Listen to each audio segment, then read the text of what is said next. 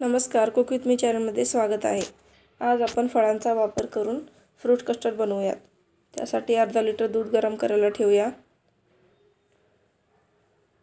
दुधाला छान उकळी येऊ द्यायची आहे। एकीकडे वाटीमध्ये 2 चमचे कस्टर्ड पावडर घेऊन गरम दूध टाकून मिक्स करून घ्यायचं आहे। दुधाला छान उकळी आलेली आहे। त्यानंतर तुमच्या आवडीनुसार तुम्ही साखर टाकून घेऊ शकता।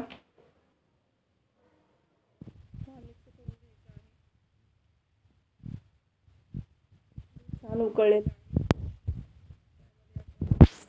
दुधामध्ये मिक्स करून घेतलेले कस्टर्ड पावडर टाकून घ्यायचे आहे। कस्टर्ड पावडर टाकल्यानंतर त्याला सतत हलवत राहायचं आहे, कारण की गुठळ्या होण्याची शक्यता असते। कस्टर्ड 3 ते 4 मिनिट छान शिजू द्यायचं आहे। शिजल्यानंतर थंड करून घेऊया। तुम्ही बघू शकता की थंड झाल्यानंतर दुधाला किती छान कलर आलेला आहे।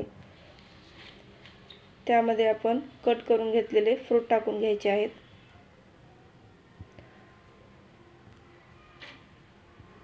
तुम्ही तुमच्या आवडीनुसार फ्रूट टाकून घेऊ शकता।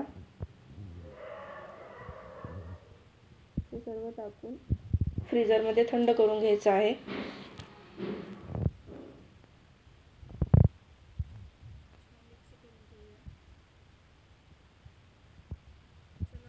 थंडगार आणि स्वादिष्ट असं सर्व करूयात।